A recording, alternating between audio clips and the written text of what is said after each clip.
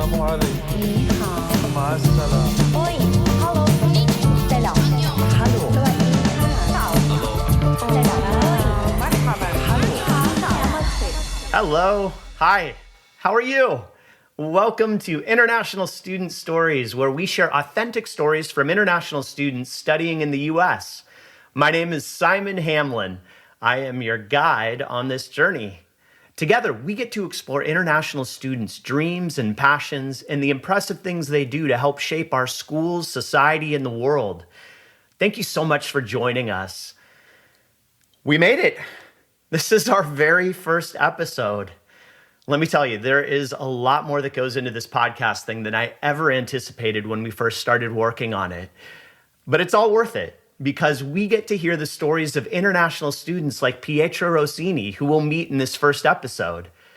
Pietro is from Salerno, Italy. He is an open-hearted, gentle soul with a giving spirit, a very sincere and genuine person. Pietro truly cares about people and their well-being, and it shows in the powerful work he does as a writer and journalist, a podcaster. He hosts the podcast Mission Outlook, and as a Xaverian Missionary. He began a Master of Science in Journalism at Boston University in September of this year. Have fun hearing Pietro Rossini's International Student Stories. Well, welcome. Thank you, Pietro, for joining us today. It's great to have you here. So first of all, you grew up in Salerno, Italy. Yes. And what was life like for you growing up in Salerno? Hi, everybody. Yes, I was born in Salerno. That's a city on the ocean, right on the ocean.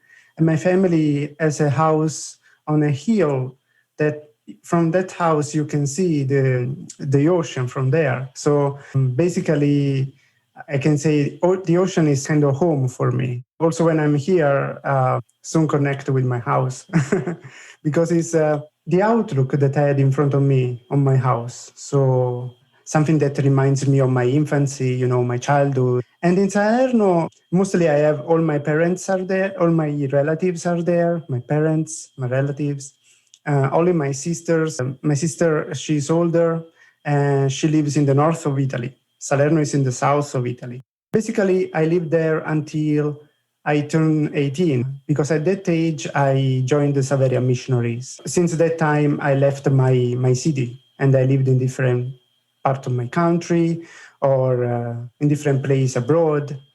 So for the missionary life. And if someone were going to visit Salerno for the first time, what would you want them to see? Of course. There is a lot of story there because many cultures kind of conquered Salerno or passed by Salerno. So we have a lot of history. There is a castle called Arechi's Castle that is very nice. Then there is the Amalfi Coast that is very touristic place for every American goes there when it goes to Italy. After Florence is the second step to go. Then there is also food. For example, pizza. Pizza was made in Naples, that is nearby, Salerno. The first pizza was made there. All, the trip that you can go by a ferry and see all the coast there. It's just amazing. I think you need more than a month to visit all that and enjoy, have fun. You had me at pizza, so that was enough said. I'm pizza. Good. Pizza and we're good. Now, your father is an electrician. Yes. Your mother runs a spa, wellness, and beauty center. How did your parents and their careers influence you? Oh, they are an inspiration for me. They are both hard workers. And my mother, for example, she started working in that when she was 12. So since she was 12, she always worked as a beautician and, then making makeup. And then she opened the business by herself. So she always is very independent. And she inspired me as a figure also to be independent, to get what you can get, positive from your family, your friends. But then you have to make your choices, to grow up. They're a great inspiration. And my father was always kind of very tender person. toward us as a children and also encouraging. And so both of them, are model of life for me. And I see some pictures in the background there. We're doing this interview through Zoom and we've got video on. So of all the current pictures that you have in your place right now, it looks like an apartment. What is your favorite? This one, I'll take it. And I'll describe because it's a podcast, of course. Okay, so in this picture that of course our listeners cannot see, so there is all my family. So there is my mother, that's me, then my sister and my father. And in background on this picture, there is a train. I like this picture because it represents my family, not just the members of my family, but my family is always traveling. And we are always kind of try to catching up. How can I say? Like, for example, I live in one place for some years and maybe they come to visit me. Then my sister moved also in different places and I went to visit her. So we live like nomads. But yeah, and this training background with this picture is powerful for me. Yeah, it's really what we are. This big hug among us represents the love that we share. That's beautiful. And you mentioned travel is a big thing for your family. All right, I'm going to paint a scenario for you. You have a private jet waiting for you on a runway to take you anywhere in the world. Where are you telling the pilot to go? Right away, in Thailand. Why Thailand? In Thailand, because as a Xaverian Missionaries, there we have a new mission started 10 years ago. And our missionaries there live in a Buddhist temple in a slum area of Bangkok. And every day they go house by house, meeting people, and mostly sick people. And I always pictured in my mind the mission to be a closeness with people that you live with. In fact, our motto is make the world a single family. And I think that style is the style that I wish to imitate. So to this pilot, I would say, let's go to Thailand. Let's stay there and work there.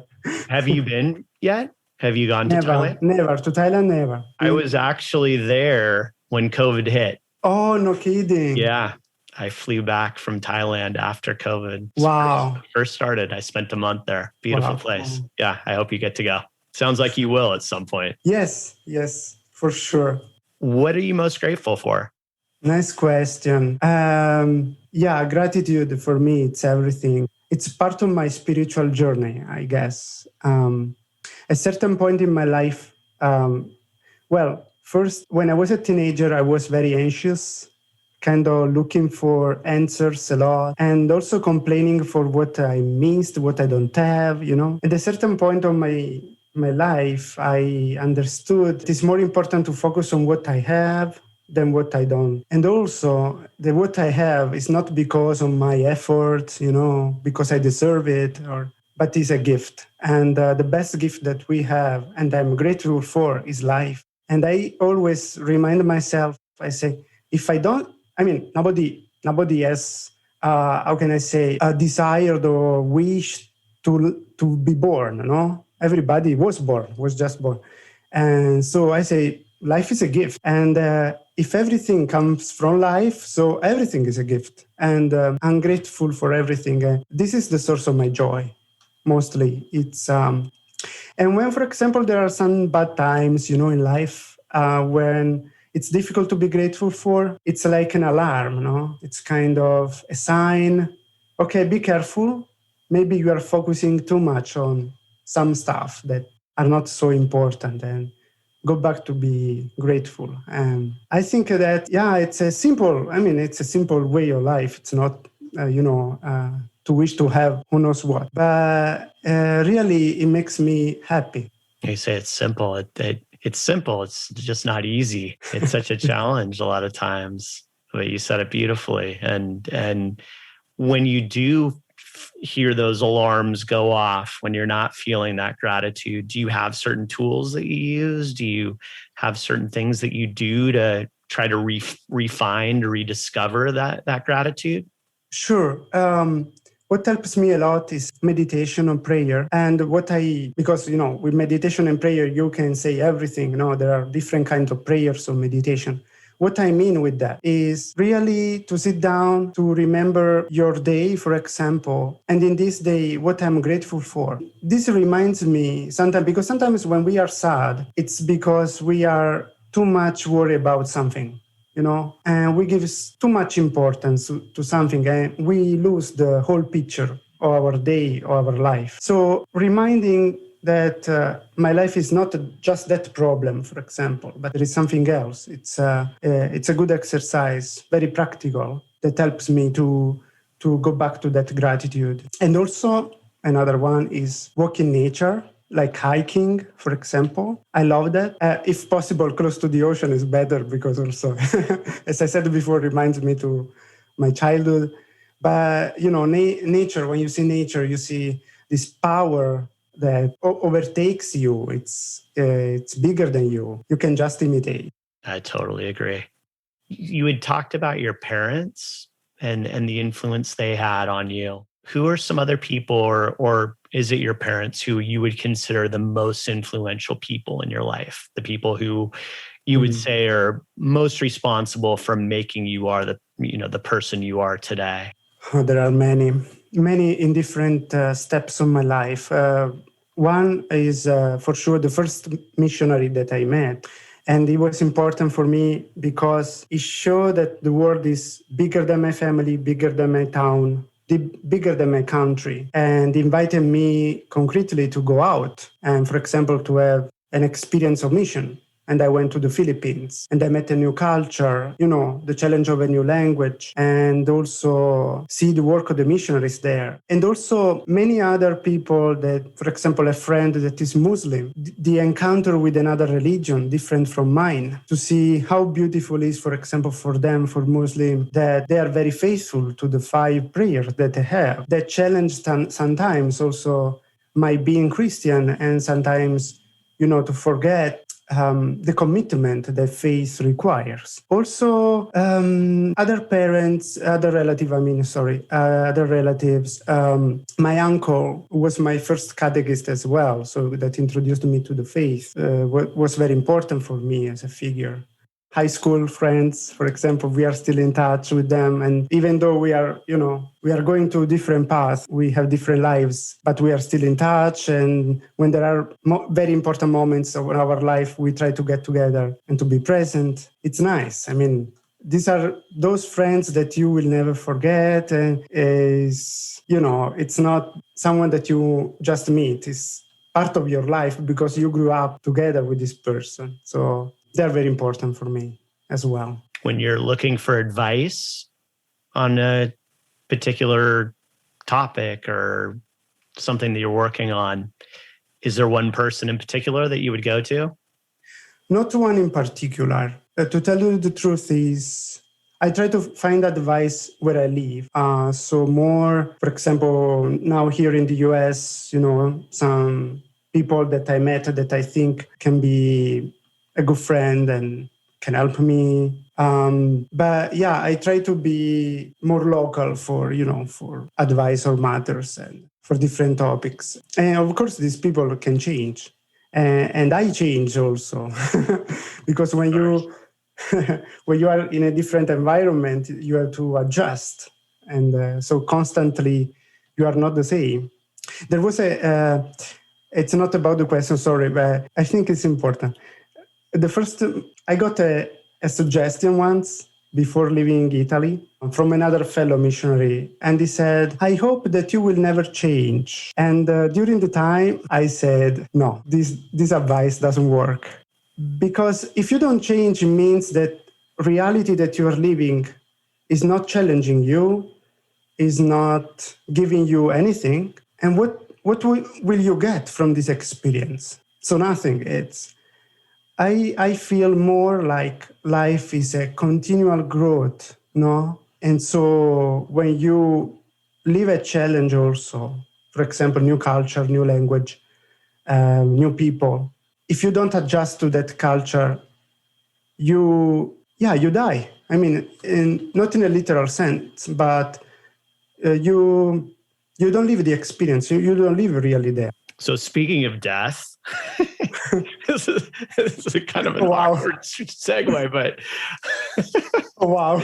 But one of the questions I have is, who is someone dead or alive that you would like to spend a day with, and what would you do together? And since we've actually talked about the people who are currently in your life, I'm gonna do this where it's, who is someone that is dead, but that you would like to spend a day with. This is nice.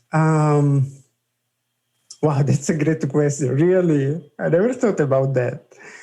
But yeah, would be my grandpa. Who is your namesake, right? Right, exactly. Pietro Rossini, and my grandpa was Pietro Rossini.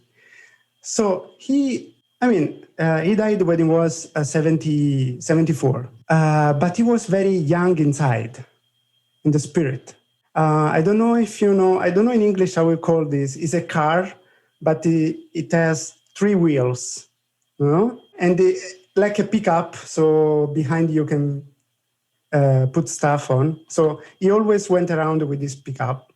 And he helped a lot, for example, collecting clothes for the homeless, or when we had a mission camp with the youth.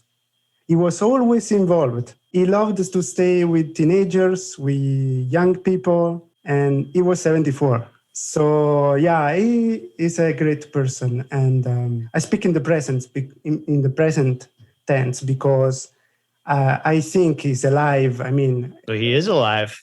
Yeah, exactly. You're carrying his name on. Exactly. Right, also for that. Yeah. Yeah, he's definitely alive. You can feel him here now. Right. Thank you for this question. I never thought about that, really.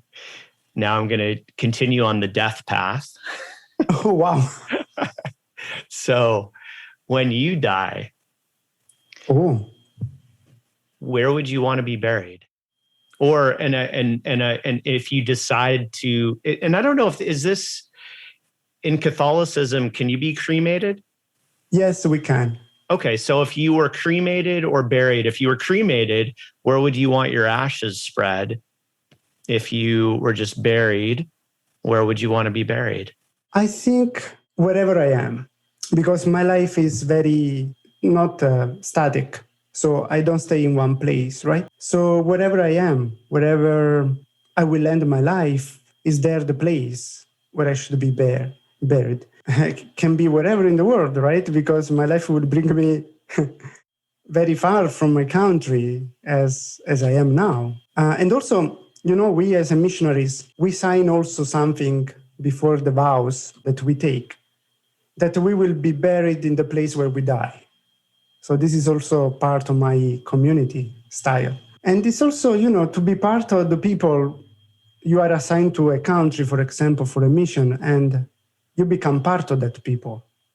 Of course, I'm Italian. I will be Italian forever, but that people I will become a part of that people as an Italian, of course, but getting something from them. So I will die as a part of that people. So it's beyond even Italian, like you're basically a different group as well. Like you've got the Italian part of you, and then you've got this whole other almost like adopted community that is now part of you as well, right? Sure. Also, I mean, I joined this way when I was 19, and now I'm 29. So it's 10 years already. And, you know, in 10 years happen many things. You've talked about the missionary already, but you belong to the Xaverian Missionaries. And Xaverian spelled Xaverian. And you described it, it's a Catholic missionary religious community. You joined, you said when you were 19, you did your final vows 2 years ago. And the motto is to make the world a single family, which I think is beautiful. It's present in 25 countries worldwide. You work in the interfaith dialogue, social promotion with the poor, and education. Could you tell us more about your work as a missionary and the organization? Sure. So something about the name, for example, because Xaverians, is not very popular name. It comes from a saint in the Catholic Church called Saint Francis Xavier, spelled with X, X-A-V. Saint Francis Xavier is considered the patron of the missions for the Catholic Church because he traveled almost half of the world. His dream was to go to China to spread the gospel, but he died before arrived to reach his dream. Our founder is Guido Maria Conforti, San Guido Maria Conforti, that is a bishop, Italian bishop in Parma. When he was a seminarian, so the way to become a priest, he read a book with the story of St. Francis Xavier. And when he read that St. Francis Xavier never got to China, he said, okay, I want to fulfill this dream. I want to go to China. Unfortunately, San Guido Maria Conforti didn't have a good health.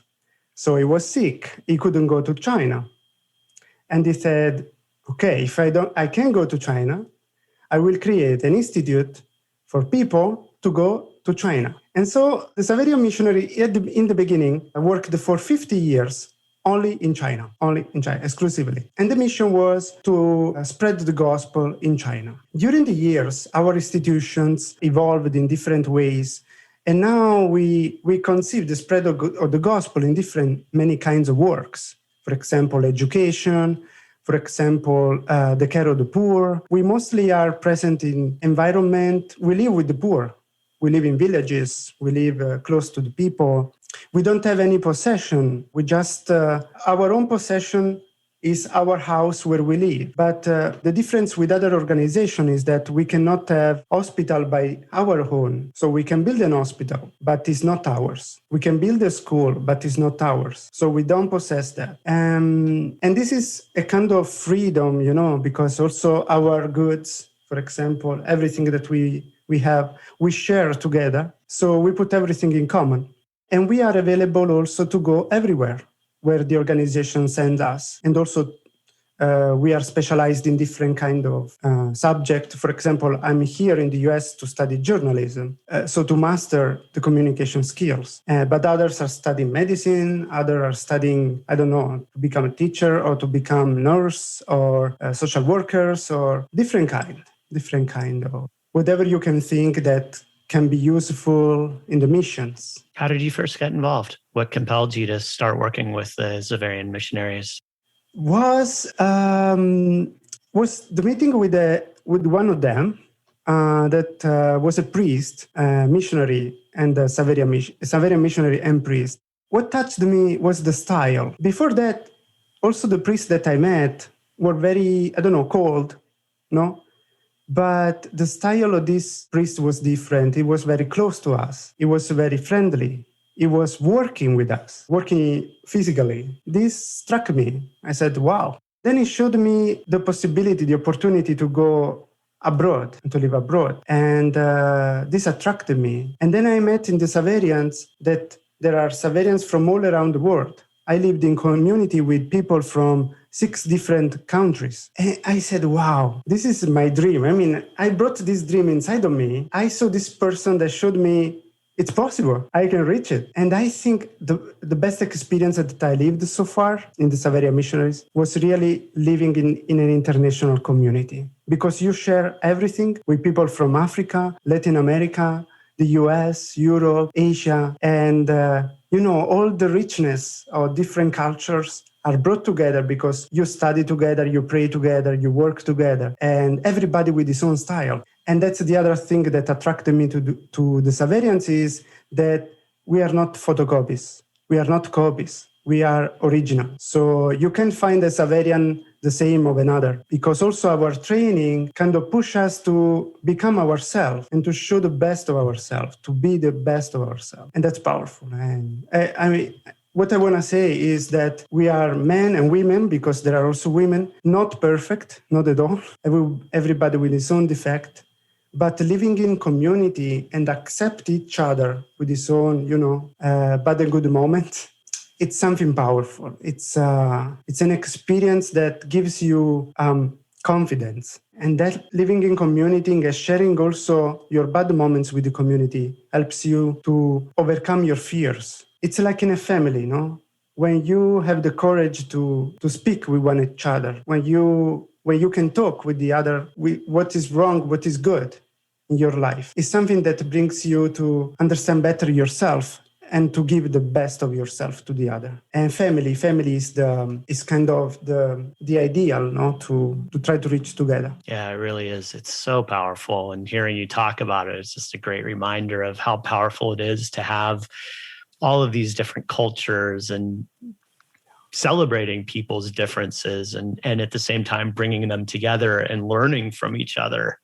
And that's one of the beautiful things that you're doing with your writing and your podcast. It seems like it's really an extension of this missionary work that you're doing.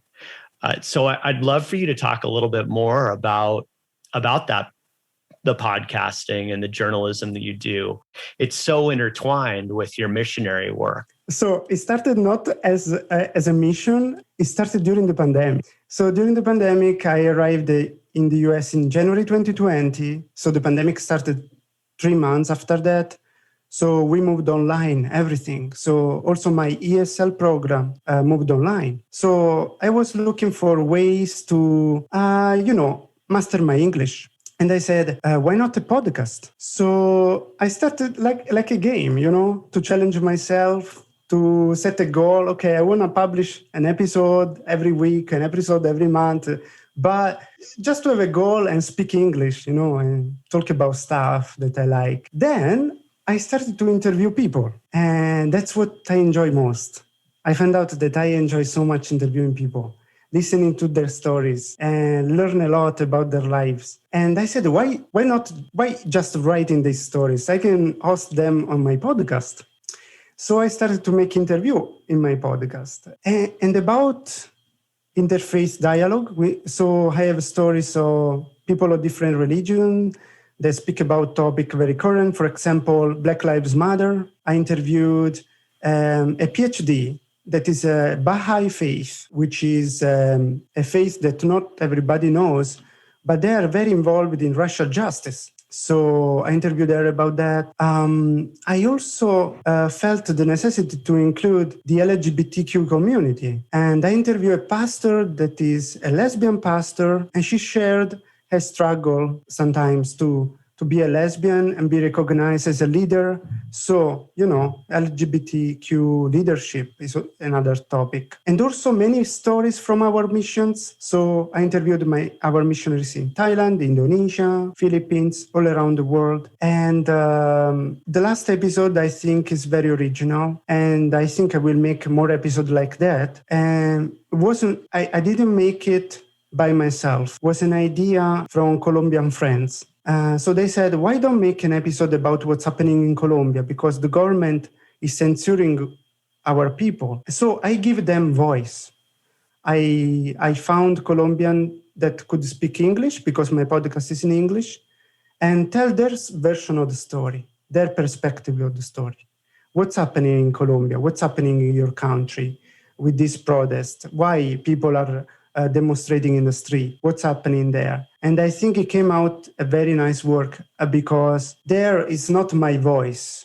It's the voice of the people. They speak about their country, about what's happening there. And this is how I think I picture in my mind the work of the journalist, to give a voice to the voiceless, in a sense that not voiceless just as marginalized, but people that want to tell their version of the story. And the journalist is kind of a channel that can allow this conversation. Now we have social media, right? So everybody can think, okay, I can publish my version of the story. But the journalist and the journalism amplify your voice. You can publish on your profile, that's true. But if I tell your story on my podcast, you have more audience. You will reach a broader audience. If you publish your story on the New York Times, you will get a broader audience. So, and that's important because speaking about that, change in society happens. If we don't speak about topics, about issues, politicians, we know it's sometimes they are not accountable. right? And the role of journalist is to make them accountable. You said this last month, and now you're doing this. Mm-hmm. So I think really my mission as a journalist is very important today. Sometimes I hear people, why study journalism? Journalism is dying. It's not. It's transitioning, if you wanna. If you think journalism as the paper, of course, in few years we won't see the newspaper maybe, but it's not the end of the journalism. It's the end of that kind of journalism. Mm-hmm. Very true.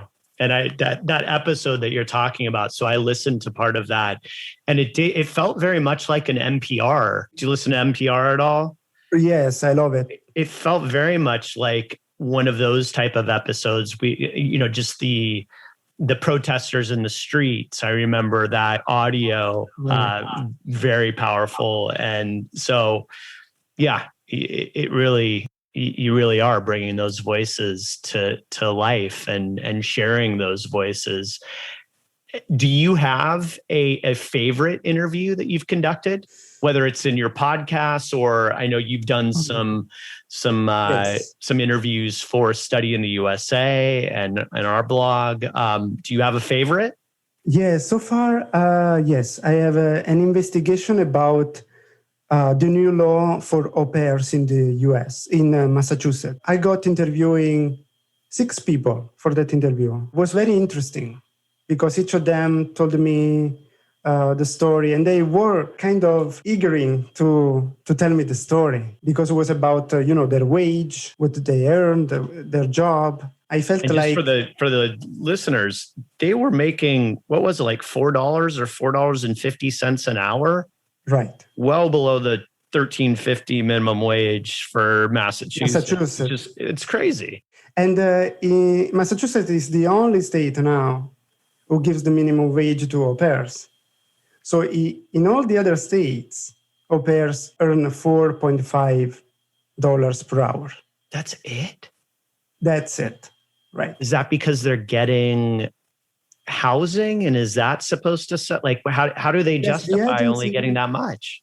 Because the agency, they consider that, so you come here, you have a contract with your family, you can drive their car, you have your day off, but you can work just 40, at most 40 hours per week, a $4.5 per hour. And the agency, for them, is okay. For the students, maybe it's okay because they come. But Massachusetts said, why? I mean, here, a babysitter, you pay $50, for example. So why don't you have to pay $13 per hour minimum wage in Massachusetts as everybody? And so it's interesting. And in another story that I'm working, I want to include also the families, the voice of the families that have au pairs. I want to bring their version of the story to give the full picture. But unfortunately, the first time that I made this report, many families said, no, I don't want to talk about that. So because I know it's delicate, Yeah,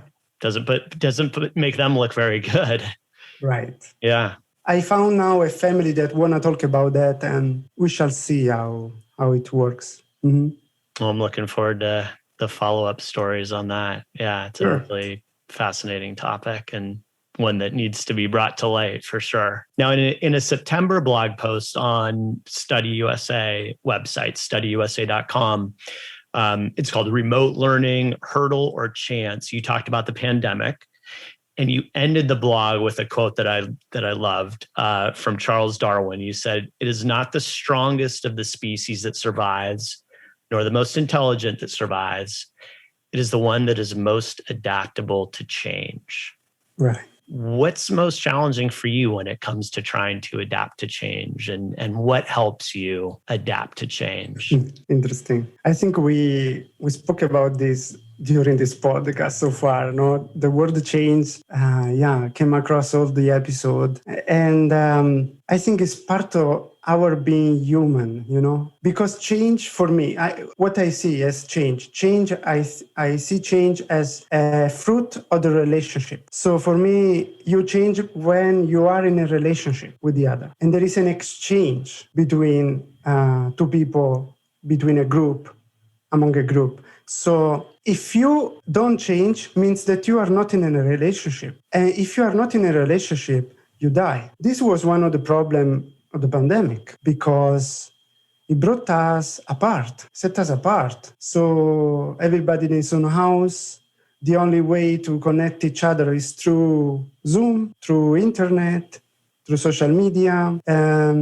So no physical interaction. And we adapted also to that. So we found this other way to engage with each other. And I think we learned something from that. We are not the same. We are not the same. We were someone before the pandemic. Now we are different because we lived this challenge, right? But at the same time, I think that connection, also physical connection, the closeness to talk with each other, is fundamental in our life, for our health, for our psyche, spiritual life as well. The change is up to us. If you wanna get in a relationship with others, it's our choice. But the alternative is really to kind of dry up. Your life dries up when you are not in relationship with others, with nature, with people, with God. And you said something, the fruit of change. Did I hear that right? You're right. The fruit of change. I love that. The change is a fruit of a relationship. So you change because you are in a relationship. So your change is the fruit of that relationship. Now, the fruits of your relationship with journalism. You came to the US in January 2020. Right. Perfect timing, right? Pandemic. Couldn't have timed it better. Very likely. And you came here to study for a Master of Arts in journalism at Boston University. You just finished your ESL program at Framingham State University. When you first came here, did you have certain ideas in your mind of what the US would be like? And did it match that? Or were your preconceptions of the US different than when you actually arrived and experienced it firsthand? Nice question.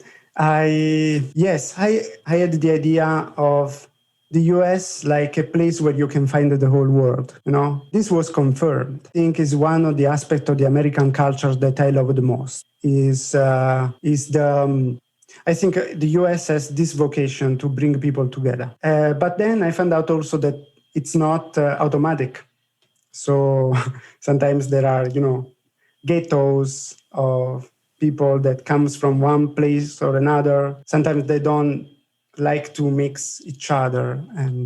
But I think it's part of the game of being Americans, but it's part of the choice also the people to meet each other. That's part of my mission here, and our mission here as a missionaries, to try to bring different backgrounds together. One thing that I didn't like when I came is when I applied to the university and I found the question, my racial background. To tell you the truth, this question shocked me a bit, because in Italy and then I asked friends that live in Europe, in other countries of Europe, we don't have this question during the application. No. So we ask for nationality, where you come from, your passport, but not your racial background and all the colors, white, black. So I found out that I'm white. I tell you the truth. When I read this question, I knocked the door on my fellow missionary here, and I said, what I should put here? White, Latinos, Black, Caucasian. I was confused, really, because in Europe, we say black or white only to define animal, not Right. people. And this was the same experience of a fellow missionary here who is from Africa. He found out that he's black here, because in Africa, nobody asks you if you're black or white. So it's part of the culture of the society that I'm still looking for to understand. And I'm reading also books to understand this. And one of the books that I most like about that was Cast, The Origins of Our Discontent by Isabel Wilkerson.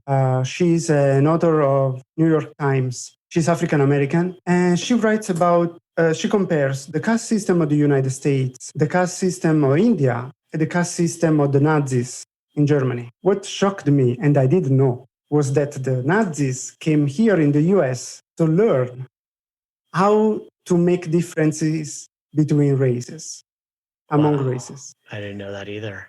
It's shocked. Yeah, it's That is shocking. shocking. I think this is a great work that she made because I have the impression that sometimes here in the US, people try to hide part of the story that they don't like. It's not just about the American. If you go to Italy, it's the same. I mean, we don't like to tell part of our history that we don't like, we are not proud of, but it's important. Cancel the story, erase the history is never a good choice. Never. Because you will repeat it. Maybe worse. Well, and clearly you don't shy away from these topics because you deal with stereotypes and racism in your podcast. And actually, in one of the episodes, in a Black priest in Asia, the name of the episode, right, you talk about stereotypes. And I'm curious, what are some of the stereotypes that you feel like Americans have of international students? Of international students, it's not a stereotype. I mean, I guess they are right. I have heard friends who say, well, Americans think that we have another method of study, so maybe we will have many challenges here in the US. In part, it's true. For example, in Italy, we don't have a lot of papers, written papers. We have a lot of oral presentation. So if you go to study university in Italy, you will have a lot of oral presentation as a test, and you will write very little. But here is the opposite. So you will write a lot, as I had already chance to do, and very few presentation. International students coming to the US should be ready to that. I mean, also to learn a new method of study for the US is what they ask you to do, right? And it's important to adjust to that. I also enjoy that, to tell you the truth, because a written paper asks you to investigate, to learn more about the topic. It's more also a productive exercise. While the presentation, you present what you already learned in a class, and it's more passive, in my opinion. But it has the advantage that you develop skills to speak in public. You develop skills to present a topic to an audience. That is very important too.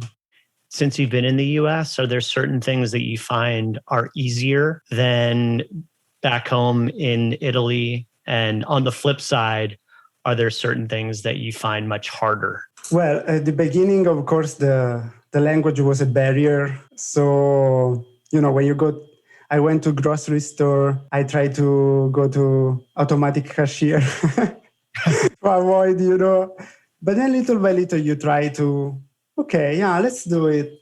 Let's go to the cashier and have a chat and start. Well, this, of course, because I'm an international student, I come here, I have to learn a language. What I found less easy, for example, here the transportation, at least in Boston. In Italy, we use a lot of the train. And here, the train is not very connected. You have these big parking lots, and then you have to take the train, but it's just one line. In Italy, we move a lot with train, are very cheap, and here are very expensive. So I said, it's better to drive. Unfortunately, it's not good for the environment, but there is no incentive to take the train as well. So, this I found more difficult, if I can say. What I love, the public library. I found easier than in Italy, the public library system. So you can get a book from one library or the other, just, online. You can order the book. But in Massachusetts, all the public libraries are connected. Yeah. It's very nice. I mean, I read a lot. In Italy? Do they not do that? No, in Italy, each library has its own, and you have to need a card for each library if you want to get a book. I see. Or something. So this is very helpful for me. I enjoy it because I like to read a lot. So, and you don't pay anything. Are there any customs or traditions from the US that you would like to see become a custom or tradition in Italy? Nice. I love the Thanksgiving. Having the libraries communicate with each other. Right. Once. This one, of course. Also some tradition like Thanksgiving. I like that style. I like, families together. Very, I think Americans feel a lot this celebration. I love that. It's like Christmas for us. We feel Christmas as a family holiday, but Thanksgiving is kind of unique. Also, the meal has to be in a certain way, very special with the turkey. Remember the first pilgrims that came here. And you're in the perfect place for it. Right, Massachusetts, in Plymouth. You couldn't be in a better spot for Thanksgiving. Are there any customs from Italy that you would like to see brought to the US? Oh yeah. In fact, I don't know how to call it in English. So we have, for example, towns. They organize big parties, but it's the town that organizes the party. And everybody's invited. So this is very common in Italy. And so they have food, they have dance, music, and people get to know each other. It's very local. So each place, each town has its own tradition, its own food, its own dance. One can go to any, like you could go to the town next door, you're invited. And Sure. And they take place mostly in the summer. Okay. So when the weather is very good, and usually they try not to make the same date so that people from nearby can come and join. So it's like a summer full of parties, because if you just have each town doing different parties, like Right. That's Exactly. amazing. You can go everywhere. You have the full summer covered. Yeah. You have a party every day. Right. If you wanna. That's great. Well, I actually just have one more. I know we've gone over time a little bit. Thank you so much for Thank you. around. It's been wonderful talking with you. One last question. What's your favorite English slang word? Birds with feather flock together. This was one of my first slang that I learned in a class, so I never forgot it. But there are many. I like the slangs. Yes. They even put those in rap songs. Right. Birds with a feather will flock together. Anything else that I haven't asked you that you'd like to talk about? No, I think we covered a lot of topics. Yeah, we covered a lot. Yeah. Thank you. Yeah. Thank you for this opportunity. Thank you. It was really nice talking with you. And thank you so much for your time. And I think it's a really, your work, it aligns so well with our podcast, the International Student Stories. Right. With what we're trying to communicate and share people's stories, and that's really what your work is about too. So you're a great first guest to be able to. Thank you also for inviting me for the first episode. It's always challenging, the first episode. I know. Absolutely. I wish you luck also with the podcast, and it's a nice adventure. It's a nice adventure, the podcast. We're looking forward to it. Thank you again for listening to International Student Stories. And thank you to our team for putting together this episode. Stories are meant to be shared, so please pass the story on to a friend or family member who needs to hear a good story. A few other quick notes. I invite you to check out the show notes if you want more details on some of the topics discussed in this episode. For all the latest podcast news, stop by our website, studyintheusaglobal.com/podcast. That's STUDY in the USA global.com/podcast. Subscribe to the International Student Stories podcast to be alerted on new episodes. And contact us if you know of a current or former international student whose story needs to be shared with the world. Goodbye for now, be well, and much love to each and every one of you.